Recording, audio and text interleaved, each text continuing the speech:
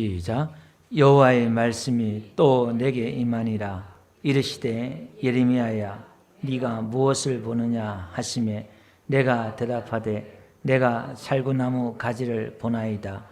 여호와께서 내게 이르시되 내가 잘 보았도다.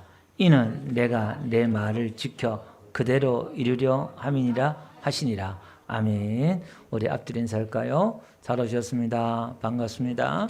예, 진하게 눈인사 한번 해주세요. 네, 감사합니다. 예, 지난주 우리가 티그바라는 제목을 가지고 소망이라는 제목을 가지고 말씀을 드렸습니다. 절망 가운데 우리가 희망을 보는 것에 대해서 말씀을 드렸는데요. 오늘도 하나님께서 예레미야에게 환상을 보여주면서 네가 무엇을 보느냐 이렇게 또 묻는 내용입니다. 먼저 오늘 좀 배경을 좀 설명을 드리고 오늘 이 본문으로 들어와서 말씀을 또 전하려고 합니다. 이 예레미야서는요, 성경 구약 성경에서 제일 긴 장이에요. 이사야는 66장, 오늘 이 예레미야는 52장이지만 페이지 수로 그 양으로 봐서는 이 예레미야가 제일 많아요. 시편보다 많아요. 구약에서. 그러니까 이 예레미야가 중요하다 라는 뜻입니다. 여기 보니까 1절에 보니까요, 이 예레미야는 어디에 살고 있었냐면은 베냐민 땅 아나돗이라는 곳에 살고 있었어요. 예루살렘에서 북동쪽으로 한 4km 정도 떨어져 있는 곳이에요. 그러니까 예루살렘에서 그렇게 멀지 않는 곳이에요. 이 아나돗은 어떤 곳이냐면은 이 예레미야는 제사장 가문이에요. 제사장 가문인데 이 아나돗은 다윗 왕 때 아비아달이라는 제사장이 있어요. 근데 솔로몬이 이제 그 아들 다윗의 아들 솔로몬이 왕이 될 때에 솔로몬의 편에 안 쓰고 다른 아들 편에 썼어요. 그래서 솔로몬이 이제 이 아비아들을 아나돗으로 보내요. 유배 보내는 거예요. 그러니까 이 아나돗이란 것은 유배지예요. 유배지. 제사장들 유배지다 이렇게 보시면 되고, 또 이 예레미야는 예루살렘에 있는 제사장들을 비해서 비주류다 이렇게 보시면 돼요. 주류가 아니라 비주류 지역이다. 그러니까 이 예레미야 이 말이 야람 야후, 이름이 야람 야후예요. 이게 여호와는 높다, 야람이 이제 높다 하고, 야후가 야훼 여호와라는 말 줄임말을 야후라 이렇게 또 하여 야람 야후, 여호와는 높다라는 이름을 가진 게 이제 이 예레미야예요. 이 예레미야에게 여호와의 말씀이 임합니다. 여기 보니까요, 요시야가 다스린 지 13년에 이렇게 나와요. 이 예레미야가 다스린 때가 언제냐면은 요시야가 예수님 오시기 한 627년 정도 돼요. 예, 표를 한번 보면 이 예레미야가 627년에 소명을 받아요. 부름을 받는데 자기가 태어날 때는 남쪽 유다에서 가장 악한 므낫세 왕 때, 우리가 북쪽은 아합 왕이 제일 악하거든요. 남쪽이 가장 악한 왕이 므낫세 왕인데 그 므낫세 왕 때 태어나요. 태어나가지고 한 19살쯤 20살 갓 안 됐을 때에 예수님 오시기 627년 전에 그가 이제 선지자를 부름을 받아요. 오늘 하나님의 그 말씀을 받아요. 예. 그러면서 이제 이 요시야 609년에 요시야가 사망한다 이렇게 나왔죠. 이 요시야 왕이 성전 수리 청소하다가 성경책을 발견해서 종교 개혁을 막 일으키고 막 그래요. 근데 이제 609년에 무기또 전투라 그래서 이제 애국과 아수르의 그 전쟁에서 이제 이 요시야 왕이 죽어요. 그 다음에 이제 605년에도 이게 지금 다 예레미야 시대예요. 이제 격동하는 그런 시대에 살았다 이 말이에요. 갈그미스라는 이 전투가 있는데 이게 이제 뭐냐면은 아수르와 애굽이 이제 힘을 합쳐가지고 바벨론이란 느부갓네살 바벨론과 싸워요. 그때 이제 아수르도 망하고 애굽도 망하고 망해요. 그래서 이제 이 605년에 이스라엘 백성들도 1차 포로로 잡혀가요. 그 다음에 이제 597년에 또 2차로 가고 586년에 예루살렘이 최종적으로 성전이 다 무너져요. 그래서 남유다가 망한 걸 이제 586년이다 이렇게 말해요. 성들이 망한 시대를. 그러니까 이 예레미야의 이 시대는 시대적으로 보면은 세계 국제 정치적인 어떤 그런 정세가 막 격동하는, 지금 우리 미국과 중국이 지금 뭐 갈등을 막 하고 뭐 이런 것처럼 이거보다 더 심한 거죠. 막 지금 뭐 거의 그런 갈등 가운데서 어떤 사람은 아수르파 또 망하니까 또 바벨론 편에 서자, 또 우리는 또 민족주의에 대해서 우리가 또 맞서 싸우자, 각자 이 파에 막 서는 거예요. 우리가 지금 뭐 민주당은 중국 편에 서고 또 여당에서는 또 미국 편에 서고, 뭐 각자 자기 어떤 정파에 의해서 살아남기 위해서 격동하는 그런 시대예요. 또 그 시대적인 상황을 보면은 죄악으로 간응해서 이제 예루살렘의 심판이 멸망이 얼마 안 남았다 이 말이에요. 그러니까 예루살렘의 그 멸망, 남유다의 멸망을 예언했던 사람이 누구냐면은 이 예레미야예요. 자, 근데 이 예레미야는요, 우리가 흔히들 눈물의 선지자다 그래요. 왜냐하면은 하나님의 그 마음을 가지고 그가 회개를 전파해도 누구도 듣는 사람이 없어요. 그래서 눈물로 예언했던 사람이 그 예레미야 애가가 있어요. 눈물의 선지자다. 그래서 그렇게 편을 이야기하고 있습니다. 그러니까 예레미야가 예언을 하면은 그 누구도 안 들었어요. 지금 하나님의 말씀이 임했잖아요. 하나님의 말씀이 예레미야에게 임하고 이렇게 나와요. 여러분, 이 말씀 자체는, 하나님의 그 말씀 자체는 에너지예요. 힘이에요. 따바라는 이 말씀 그 자체는, 말씀이 임했다 이 말은, 말씀이 임하면은 이 말씀이 일한단 말이에요. 말씀 자체가 힘이고 파워고 능력이고 에너지가 되는 거예요. 아멘.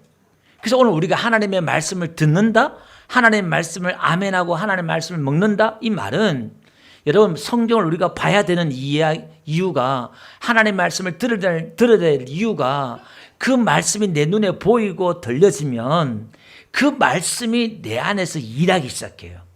내가 일하는 게 아니라 말씀이 나에게 믿음을 주고, 말씀이 나에게 변화를 주고, 말씀이 나를 끌고 간다 이 말이에요. 아멘. 예레미야 11장 한번 볼게요. 이 예레미야가요 40년 동안 사역을 해요. 40년 동안 사역하는데 자기 고향에서도요 이 예레미야를 배척을 해요. 예레미야 11장 21절에 가보면요, 이 아나도 사람들이, 이 아나도 살았잖아요 예레미야가. 그 아나도 사람들이요 예레미야에게 뭐라 하냐면은 이럽니다. 아나도 사람들에 대하여 이와 같이 말씀하시라. 그들이 네 생명을 빼앗으려고 찾아 이르기를 너는 여호와 이름으로 예언하지 말라. 두렵건대 우리 손에 죽을까 너라 하노라. 야, 너 예언하면 우리 손에 죽는다? 아나도스에 있는 제사장들마저도, 종교 지도자들마저도 예레미야를 배척하고 협박하고 막 그랬다 이 말이에요. 예. 그러니까 이 예레미야 40년 사역하면서 예레미야의 예언을 듣고 예레미야의 말씀을 듣고 회개했던 사람이 없어요. 그러니까 얼마나 예레미야가 힘들었겠어요. 예. 그 목회가. 그리고 예레미야 16장 1절에 가보니까요, 하나님이 예레미야에게 결혼하지 말래요. 16장 1절 보니까 여호와의 말씀이 또 내게 임하여 이르시되 너는 이 땅에서 아내를 맞이하지 말며 자녀들 두지 말지니라 이렇게 말해요. 그 예레미야의 그 사역이 너무나 고달프는 힘든 그런 사역이기도 하지만은 그 뒤에 보니까요 3절에 보니까 이곳에서 낳은 자녀와 이 땅에서 그들을 해산한 어머니와 그들을 낳은 아버지에 대하여 여호와께서 이같이 말씀하시오니 그들은 독한 병으로 죽어도 아무도 슬퍼하지 않을 것이며 묻어두지 않아 지면의 분토가 될 것이라. 칼과 기근에 망하고 그 시체는 공중의 새와 땅의 짐승의 밥이 되리라. 그러니까 그 자손들이 멸망하고 잡히고 이런 상황이 되니까 또 놓지 말라는 것도 있고요. 여튼 이런저런 상황 속에서 하지 말라 그렇게 말합니다. 그러니까 이 예레미야는 에스겔이나 다니엘 같은 동시대의 사람이에요. 에스겔도 에스겔 골짜기가 환상을 보잖아요. 바짝 마른 해골. 하나님의 그 백성들이 바짝 말라 죽어 있는 그 해골 환상을 보고, 다니엘도 포로로 잡혀가가지고요 느부갓네살에게 예언을 하고, 이 다니엘도 구약의 요한 계시록이에요. 마지막 종말을 받던 사람이 다니엘이에요. 그러니까 이 세 사람들의 특징들이 뭐냐면은 가장 암울할 때, 시대적으로 가장 어두울 때에 그들이 태어났고 하나님의 예언자의 사역을 감당했던 거예요. 예, 우리가 지난주 티그바라는 이 말을 들을 때에 희망과 소망을 언제 얘기한다고 그랬어요? 가장 힘들 때 얘기한다고 그랬잖아요. 그러니까 지금 나라가 멸망할 위기에 지금 이 예레미야가 예언을 하면서 하나님의 그 심판을 예언합니다. 그 이스라엘뿐만 아니라 모압이나 그 열국의 주변국의 나라들도 하나님의 심판이 임한다. 이걸 지금 예언하는 거예요. 그러니까 예레미야의 설교는 맨날 저주고 심판이고 이런 거예요. 그러니까 사람들이 좋아할 리가 없지요. 그러면서 이제 다음 보면요. 요한 20장 1절 한번 가볼게요.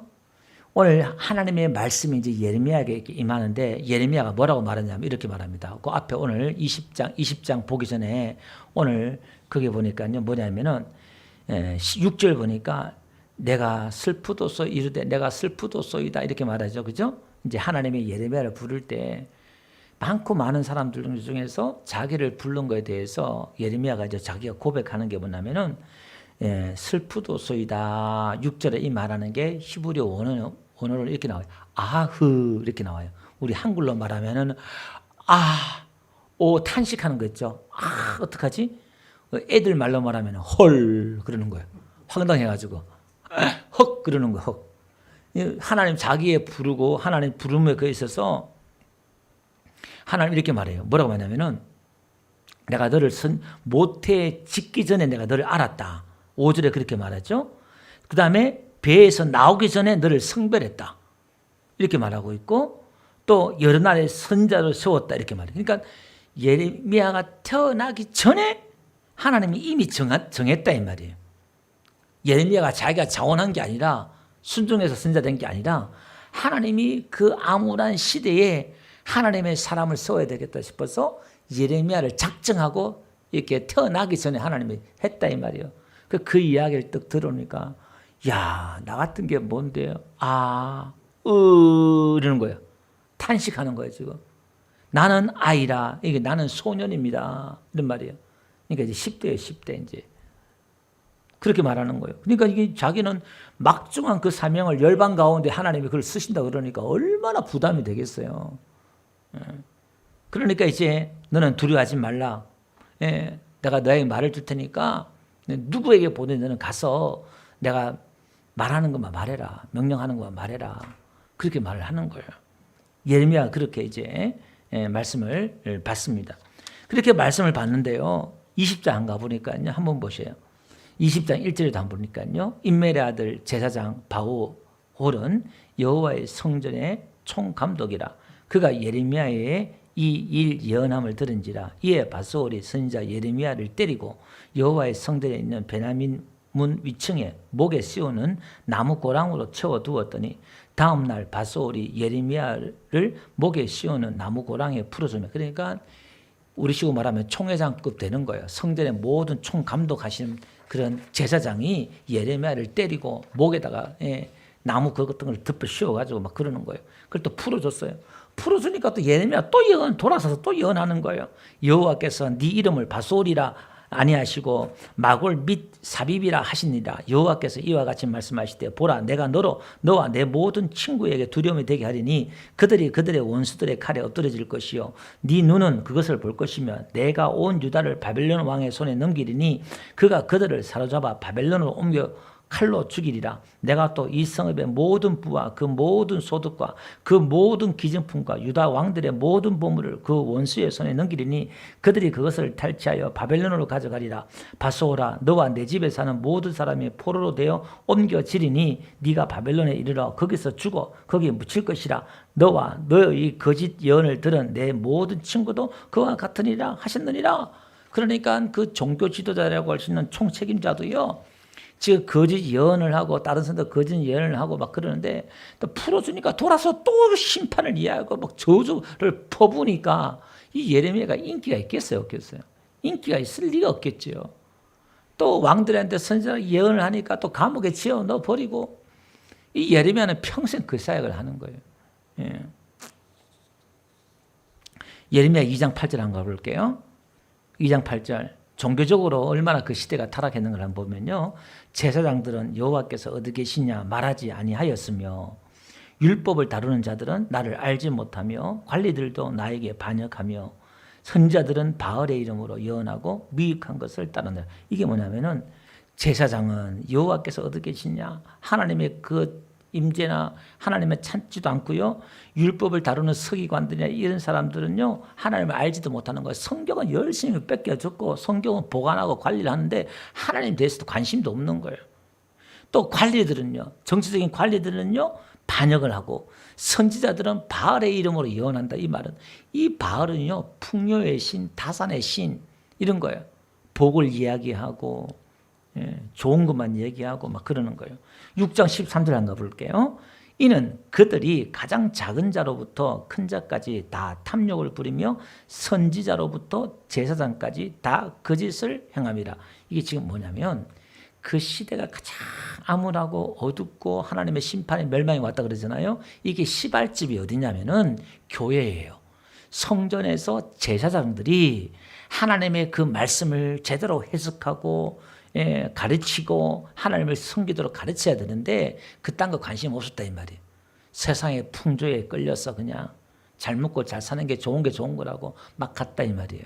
반대로 여러분 사무엘 시대는 그 시대의 가장 어두운 시대, 사사기의 제일 마지막 어두운 시대에 사무엘은요 전국을 다니면서 부흥회를 인도했어요. 말씀을 가르치고. 그러니까요 다윗 같은 주일학생들이 나오고 요나단 같은 주일학생들이 나와서 시대를 깨웠던 게 사무엘이잖아요. 한 사람이 깨웠을 때. 그러니까 종교의 타락이, 신앙의 타락이 그 시대의 타락으로 타락을 가져왔다 이 말이에요. 자꾸만 시대도 마찬가지입니다. 우리 한국 교회도 7만이 넘는 교회가 있지만 지금 수많은 교회와 우리 교회도 마찬가지예요. 저나 우리도 정신을 바짝 차리고 정말 하나님 앞에 회개하고 똑바로 서야 돼요. 지금 어떻게 보면 이 시대에 왜 하나님을 섬기는 사람이 없겠어요? 제사 드리는 사람이 왜 없겠어요? 수많은 사람들이 짐승을 잡고 제사를 드리고 성전에 모이고 절기를 지키고 그렇게 했을 거란 말이에요. 그런데 하나님을 진정 찾는 사람이 없다 이 말이에요. 교회에 나온 사람들이 그렇게 많은데 돌아서면은 바알을 섬기는 거예요. 뭐요? 세상 쾌락을 쫓아가고 세상 부귀 영화를 쫓아가고 성공을 쫓아가고 돈을 쫓아가고 쾌락을 쫓아가고 그렇게 했다 이 말이에요. 껍데기는 교인인데 그 이야기를 하는 거죠. 어느 정도냐면요, 예레미야 5장 1절에 가보니까 소돔과 고모라보다 더 악해요. 여러분 소돔과 고모라는 의인 10사람이 모습 방했잖아요. 오늘 5장 1절에는요 하나님이 뭐라고 말씀하냐면 야 예루살렘 거리를 빨리 다녀봐라. 그리고 정의를 행하고 진리를 구하는 사람 한 사람이라도 찾으면 내가 이 성읍을 용서해 주겠다 이 말이에요. 그러니까 의인 한 사람이 없었다 이 말이에요. 참 진리를 찾는 사람 한 사람이 없어서 망했다 이 말이에요. 그러니까 지금 이 예레미야 시대가 얼마나 영적으로 어두운 시대였는가를 우리는 알 수가 있습니다. 자, 이 시대에 이제 결론적인 부분 들어가면 이런 정치적으로 종교적으로 사회적으로 다 어두운 시대 때 하나님의 그 말씀을 받은 이 예레미야는요, 이제 하나님의 그 말씀을 받은 이 예레미야는 핍박과 배척을 받는 삶을 살아요. 여러분 사도 바울은 교회를 핍박하고 배척하는 사람이었잖아요. 그런데 하나님의 말씀이 바울에게 임하니까 그가 이제 핍박받는 사람이 되고 배척을 당하는 사람이 되는 거예요. 여러분 우리가 하나님의 말씀을 받은 사람들이 저와 여러분 줄 믿습니다. 예수 그리스도를 믿는단 말은 하나님의 말씀을 받은 사람들이에요. 그럼 오늘 저와 여러분의 이 땅에서 우리는 반드시 고난이 있어요. 여러분 이 땅에서 우리가 신앙 때문에 믿음 때문에 고난이 없다면 90% 이상 가짜다 생각하시면 돼요. 여러분들에게 고난이 없어 하나님이 나에게 복을 주시고 은혜를 주시고 평안을 주셔서 감사하지요? 그 감사하세요.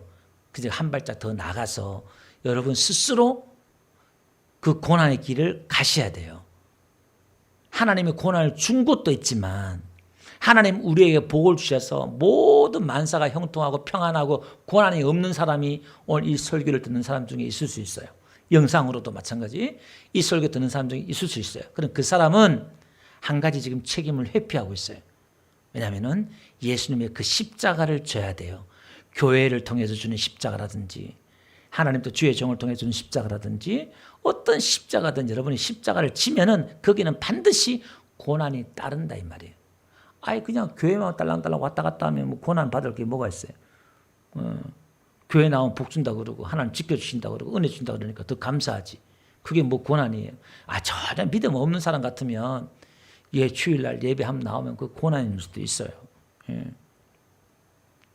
그 믿음 따랐다 차이가 있다 이 말이에요. 그 사람은 고난할 수도 있겠죠. 그러나 이제 어느 정도 교회 나와서 예배 드릴 수 있는 사람 같으면 이제 뭔가 더 내가 이 예수님 때문에 내가 당하는 그 고난들이 있다 이 말이에요. 그걸 내가 감당해야 돼요. 그게 진짜다 이 말입니다. 이게. 그러니까 가짜 선지자, 거짓 선지자들은 그 고난을 다 빼버려요.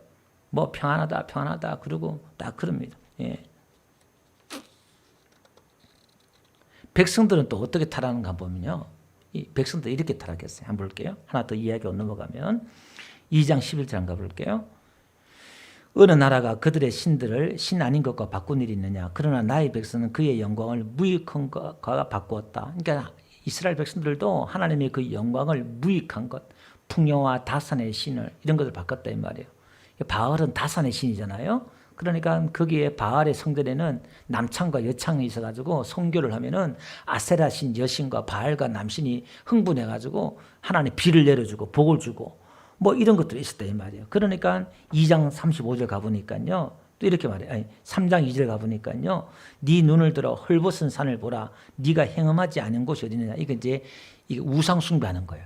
우상 바알을 섬기고 제단에 우상을 섬기고 네가 길가에 앉아 사람들을 기다리는 것이 광야에 있는 아라바 사람 같아서 음란과 행악으로 이 땅을 더럽혔도다. 그러니까 육체적으로 종교적으로 행음하고 음란했다 이 말이에요.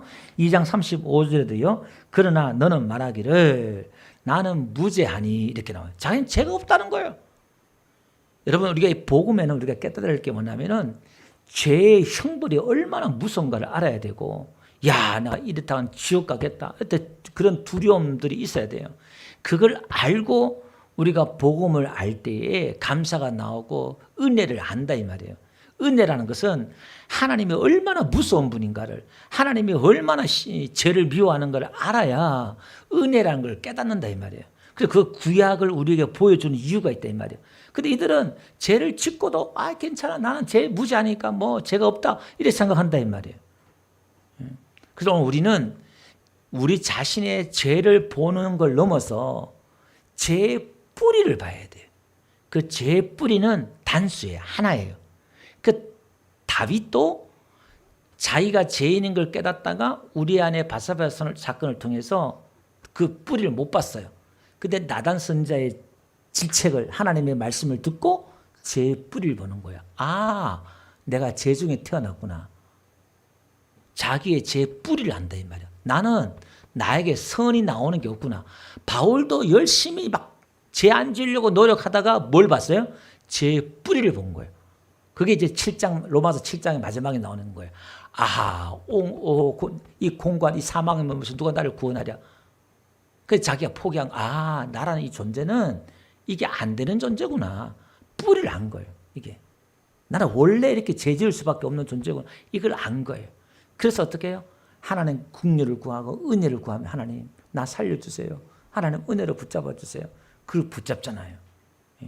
그 죄가 금방 없어지지 않는다 이 말이에요. 그래서 바울은 육체로는 내가 죄의 법을 섬기고 또 영으로는 하나님의 법을 섬긴다 이렇게 말한 거예요. 이게 두 가지 싸움을 이야기하고 있다 이 말이에요. 그러니까 백성들은 백성대로 관리는 관리대로 종교지는 종교지대로 이렇게 타락했을 때 하나님이 환상을 보여줘요. 환상을. 살구나무 환상을 보여주는데 이 예레미야에는 총 12가지의 환상을 하나님 보여줘요. 첫 번째 환상이 살구나무 환상을 보여주는데요. 오늘 한번 봅시다. 11절 한번 가볼게요. 11절에 가보니까 여호와의 말씀이 또 내게 임하니라 이르시되 예레미야야 네가 무엇을 보느냐 하시매 내가 대답하되 내가 살구나무 가지를 보나이다 이렇게 나와요. 여러분 이 살구나무는 겨울에 가장 추운 겨울에 가장 먼저 꽃을 피우는 나무가 살구나무예요. 근데 그 의미로는 껴 있는 거예요. 가장 어두울 때, 가장 제약이 관영할 때에 하나님의 심판이 가장 이렇게 가까이 왔을 때에 껴 있는 자예요. 그래서 여러분 예수님이 우리에게 말씀하신 게 뭐냐면은 껴 있으라, 껴 있으라. 예수님 올 때에 껴 있으라는 거예요. 우리의 신앙이 껴있는 신앙이 되어야 돼요. 아멘. 지금 세상은요 다 우리를 잠들게 해요. 여러분 보세요. 이제 먹고 살만하니까 전부 다 볼 게 많고 갈 데가 많고 먹을 게 많고 TV 틀면요 뭘 먹을까 온데 먹는 거 또 랜선으로 뭐 관광하는 거 먹고 보고 이런 거에 정신이 없어. 또 화려한 뭐 메이커 상품이야 뭐다 온갖 또 그냥 재미로 그냥 우리를 유혹하고 있다 이 말이에요. 살만하니까 이제. 근데 오늘 우리는 끼어 있어야 돼. 야, 이때일수록 이제 때가 다 됐구나. 예수님 올 때가 다 됐구나. 이 끼어있는 신앙. 잠깐의 신앙이 아니라 끼어있는 신앙이 되어야 돼요. 그리고 보니까 살구나무 가지를 보나이다. 이렇게 말하잖아요. 제가 몇 번 말씀을 드렸습니다만은 여러분 이 살구나무가 사케드란 말인데 그가 가지를 본다 이렇게 말하잖아요. 이게 마케일. 이 가지가 우리가 아는 그 가지가 아니라 그 가지 끝에 나오는 새 움이에요. 연한 순같이 나오는 거 있죠? 그 가지 끝에서 이제 꽃을 피우려고 막 이제 움이 막 돋는 거예요. 그게 마켈이에요. 그거는 가지가 아니고 그 마켈이에요. 움이에요. 내가 살구나무 가지 끝에 그 움을 봅니다. 이런 뜻이에요. 그러니까 하나님이 이걸 통해서 비유를 통해서 우리에게 가르쳐줘요. 그러니까 하나님은 우리에게 말씀을 가르쳐줄 때 아주 쉽게 비유를 이렇게 가르쳐 주는 거예요. 그걸 뭔 뜻이냐 이렇게 말하냐면 하나님이 그 뒤에 가보니까요. 12절을 그렇게 말씀하잖아요. 내가 그걸 봅니다. 그러니까 네가 잘 보았도다. 칭찬을 해요. 네가 잘 봤다. 그러면서 이는 내가 내 말을 지켜 그대로 이루려 함이라 이렇게 말해요. 이게 무슨 얘기냐면 지금 내가 환상을 보여주는데 네가 살구나무 가지 끝에 그 마켈 움을 보지. 그러니까 내가 내 말을 지켜 그대로 이루려 함이라 이렇게 말할 때 내가 내 말을 지켜 있죠. 요게 샤카드 이렇게 뜻입니다. 자 한번 보세요. 앞에는 살구나무를요. 샤케드 따라합시다. 샤케드. 그 다음에 내 말을 지켜 이 말은 사카드. 따라합시다. 샤카드. 여기 말이 히브리어에서는요. 언어 유희라 그래요. 이걸 샤케드, 샤카드 비슷하게 자음은 똑같아요. 히브리어 언어 원래는 자음만 있었거든요. 그러니까 나중에 이제 자녀들을 교육하기 위해서 모음을 붙인 건데 자음은 똑같아요. 샤케드나 샤카드나 자음은 똑같아요. 근데 이걸 딱 집어넣고 하나님이 우리에게 가르쳐 주는 게 뭐냐면 하나님의 그 말씀을 살구나무 그걸 하나님이 지켜 이 말이 지켜보다 감시하다 이런 거예요. 그러니까 이 말을 12절을 해석하면은 내가 내 말이 이루어지는 걸 내 말이 지켜지는 걸 내가 본다 이 말이에요. 하나님의 말씀이 이루어지는 걸 내가 본다 이 말이에요. 그러니까 하나님이 말씀하시면 그 말씀은 그대로 이루어지는 줄 믿습니다. 빛이 있으라면 빛이 있던 것처럼. 그래서 오늘 우리가 여러분 이 말씀이 그 어떤 것보다 능력이 있고 하나님이 위경 가운데 있는 사람을 말씀을 보내줘서 치료한다 그러잖아요. 여러분 기도하다가 막 문제 있다 기도하다 보면요. 어떤 한 말씀이 떠오르거나 생각나거나 깨달아지는 게 있다 이 말이에요. 그게 움이고 그게 능력이고 그게 치료고 희망이고 소망인 줄 믿습니다. 그래서 오늘 우리는 그 말씀을 받아야 돼요. 여러분 오늘도 예배 시간에 여러분들이 사모하는 마음으로 껴있는 마음으로 하나님을 찾는 마음으로 간절한 마음으로 여러분들이 예배 드리잖아요. 설교 시간에 아니면 광고 시간에도 말씀 또 여러분 임할 수도 있어요. 이렇게 여러분들이 그런 마음을 가지고 예배 드리면 하나님이 여러분들에게 말씀이 임해요. 한 주일 동안 승리할 말씀을 하나님이 주시고 생각나게 하든지 깨닫게 하든지 할렐루야. 그 여러분 말씀을 받는 사람 믿음이 없는 사람들은요 하나님 음성이 이렇게 들리나 그게 아니라 생각으로 이렇게 와요. 저게 뭐지? 생각으로 그냥 이해되어지고 좋은 말씀 내 마음에 조금 이렇게 와닿네 이런 식으로 되고 그게 오는 강도가 다 틀려요. 하나님 음성이. 여러분들이 그 말씀에 하나님의 말씀으로 그 은혜를 자꾸 순종하다 보면요 그 말씀이 자꾸 분명하게 들려요. 분명하게. 아멘. 겸손한 마음을 가지고 하나님의 말씀을 받는 마음을 가지고 여러분 그렇게 들어야 돼요. 말씀을 정리 한번 해볼게요. 여러분 보세요. 이 예레미야는 지금 그 시대에 지금 목회하는데 40년 목회하는데 아무런 열매도 없고 맨날 얻어맞고 감옥에 가고 웅덩이에 빠지고 눈물로 보내는 거예요. 젊은 나이에 부름을 받아가지고 재미란 무슨 재미가 있겠어요. 말씀에 매임을 받은 사람이 여러분 우리가 신앙생활 하는 사람들은 말씀에 매임 받은 사람처럼 요셉도 말씀에 그 착고에 채인 것처럼 말씀 이루기까지 발에 착고가 채인 것처럼 꼼짝달싹 못하고 어디 가고 싶은데 못 가고 다 매여 있다 이 말이에요.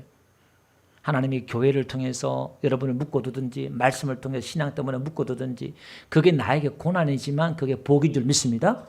다른 데 가면 사고 나고 위험하고 그러니까 하나님의 말씀 안에 묶어둔 거예요. 근데 그게 고난이다 이 말이에요. 근데 개인적으로 그렇고 시대적으로도 그렇고 아무 소망이 없는 가운데 이 예레미야는 너희 항복해라. 항복하면은 하나님이 70년 만에 돌아오게 할 것이다. 그러니까 그 나라에서 이 예레미야를 좋아할 사람이 어디 있겠어요. 항복해라. 하나님이 심판하는 게 하나님 뜻이다. 망하는 게 하나님 뜻이다. 그러니까 누가 좋아하겠어요. 그 역대에서 보니까 예레미야의 말씀대로 70년 되니까 그가 이스라엘 백성 돌아오잖아요. 그걸 예언했던 사람이 예레미야다 이 말이에요.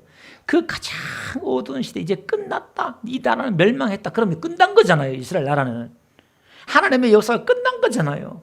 근데 그때 뭘 보느냐? 마켈, 이 우물 본다 이 말이에요. 그러니까 이 예레미야서는 가장 우울하고 힘든 그런 시대지만 이 시대에서 뭐가 나오느냐? 가장 희망적인 메시지가 나와요. 그게 이제 예레미야 31장 가볼게요. 29절부터 보면 그때 그들이 말하기를 다시는 아버지가 신포도를 먹었으므로 아들의 이가 시다 하지 아니하겠고 신포도들을 먹는 자마다 그의 이가 신 것 같이 누구나 자기 죄악으로 말미암아 죽으리라. 이제 조상들 때문에 죽고 살고 그러지 않는다 이 말이에요. 언제? 새 시대 신약을 이야기하는 거예요. 여호와의 말씀이니라. 보라 날이 이르리니 내가 이스라엘 집과 유다 집에 새 언약을 맺으리라. 그러니까 이게 지금 언젠지 몰라요 예레미야는. 근데 이제 이게 예수님 오신 이후예요. 이 언약은 내가 그들의 조상들의 손을 잡고 애굽 땅에서 인도하여 내던 날에 맺은 것 같지 아니할 것은 내가 그들의 남편이 되었어도 그들이 내 언약을 깨뜨렸습니다. 여호와의 말씀이라. 그러니까 하나님이 이스라엘 백성을 데리고 내가 이제 그들 남편이고 그들 나의 신부 결혼까지 했는데 나를 버리더래. 남편을 버리더래 이 말이에요. 호세아서를 통해서 이야기하겠잖아요. 그러니까 나를 버리니까 내가 이제 그렇게 남편이 되는 게 아니라 어떻게 하겠냐. 그러나 그날 후에 내가 이스라엘 집과 맺을 언약은 이러하니 곧 내가 나의 법을 그들의 속에 두며 그들의 마음에 기록하여 나는 그들의 하나님이 되고 그들은 내 백성이 될 것이라. 여호와의 말씀이라. 십계명 돌비에 새기고 남편이 되는 게 아니라 내 속에 들어오겠다는 거예요. 말씀이 우리에게 새기겠다는 거예요. 예수님이 우리에게 들어오겠다는 거예요. 아멘. 왜? 바깥에 쓰니까 버리더라 이 말이에요. 아예 못 버리 내 안에 들어와 살겠다는 거예요. 그래서 이거 완전히 다른 거예요. 그러니까 여러분 성경을 볼 때도 이게 하늘과 땅만큼 차이가 있어요. 옛 언약과 새 언약의 차이가 우리의 신분이 하나님 우리를 대하는 것도 틀리고 은혜가 틀려요. 이게 완전히 다르다 이 말이에요. 오늘 저와 여러분들이 우리가 지금 얼마나 그 은혜 속에 살는지 몰라요. 말씀을 정리하면요. 오늘 우리 기독교는요. 가장 우울하고 가장 비관적인 게 기독교예요. 왜? 이 땅에 희망이 없고 소망이 없다고 이야기해야 되기 때문에 우리 인생은 풀의 꽃과 같고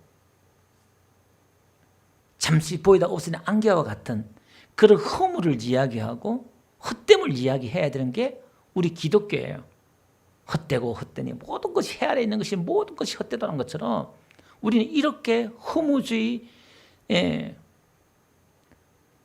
이런 우울한 메시지를 담고 있다 이 말이에요. 이렇게 말해야 될 이유가 뭐냐면 또 하나님의 그 심판을 이야기해야 될 이유가 뭐냐면 우리에게는 희망이 있기 때문에 또 다른 희망 또 다른 참 소망을 이야기하기 위해서는 우리가 가장 우울해야 되고 가장 절망해야 되고 우리의 하나님의 그 심판대를 두려워해야 된다 이 말이에요. 그 백보자 그 심판을 두려워할 수 있어야 된다 이 말이에요. 그 심판이 얼마나 무시무시한가를 우리가 그 무서운 걸 알아야 된다 이 말이에요. 하나님의 죄를 얼마나 싫어한 걸 알아야 된다 이 말이에요. 그래서 어떻게 해요?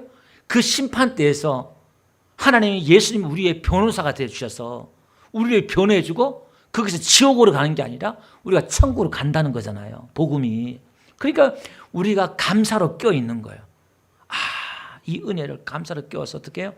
이렇게 이 죄악된 세상에서 우리가 물들지 않고 하나님이 싫어하고 아파하고 힘들어하는 걸 우리가 하지 않고 하나님 편에 서서 하나님의 뜻을 이루는, 그러니까 하나님의 그 말씀을 받은 사람은 하나님의 마음을 받은 사람이에요. 하나님이 싫어하는 거 나도 싫어하고 하나님이 좋아하는 거 나도 좋아하고. 그래서 사람은요, 오늘 여기 지금 예레미야에게 살구나무지 자켓의 그 박해를 봅니다. um을 봅니다. 이렇게 할 때 하나님이 막 바구치면서 예레미야야 잘 봤다 이렇게 말해요. 그 희망을 본 거잖아요. 그러니까 우리가 본다는 말은 사람은 누구나 자기 마음에 있는 걸 봐요.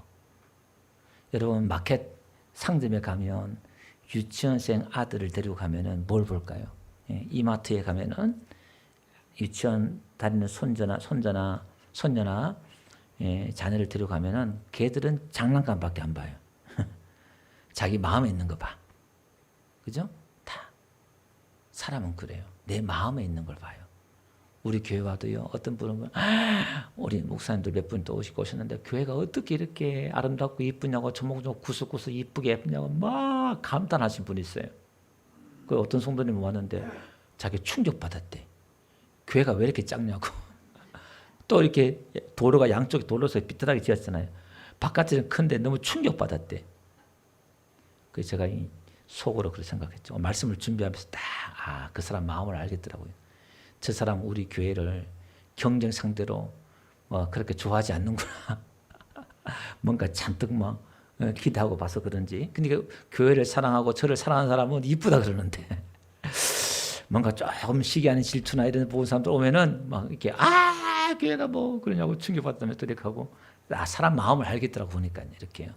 여러분 하와도 한번 보세요.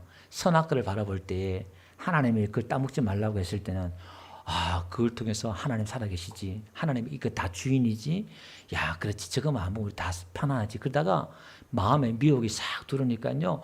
보암직하고 탐스럽기도 하고 먹음직스럽기도 하고 탐심이 들어가니까 자기 마음에 있는 걸 투영하는 거예요.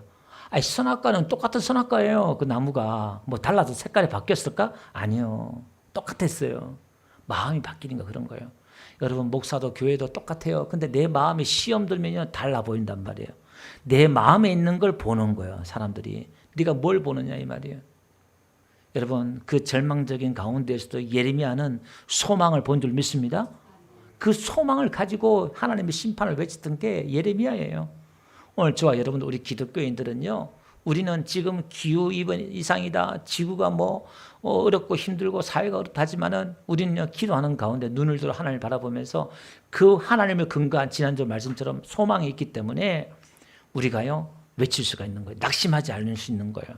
그 세상 사람들이 그걸 보고 하나님을 보는 거예요. 어떠한 절망적인 자리에서도 일어서는 모습, 그죠? 낙심하는 모습이 아니라 여러분 하나님 믿는 이 믿음 신앙 때문에 지치거나 낙심하지 마시기 바랍니다. 늘 기쁨으로 감사하고 껴서 가다 보면요 정말 시대가 지금 얼마나 암울합니까? 지금 답이 없는 시대예요. 답답해요 진짜. 근데 우리 시대를 보지 말고 나 한 사람이 하나님 찾는 의인이 되어서 껴서 기도하는 가운데 오후 3시에 기도하고 껴서 기도하고 그죠? 순종해서 내가 그게 딱 메인바되었어. 예배 시간에도 기도하고 그런 가운데 이 시대에 내가 마켈 되어서 세움이 되어서 그루트가 되어서 하나님이 이 울진 땅에 이 경상도 지역에 동해안 지역에 이 대한민국의 이 시대에 우리 교회가 정말 하나님 찾는 교회, 하나님 어디 계시는지 하나님 마음이 뭔지 가르치고 선포하는 교회가 되어서 영상으로 또 말씀에 나가서 한 사람이라도 하나님께 인도하는 저와 여러분 되시기를 주름 축원드립니다.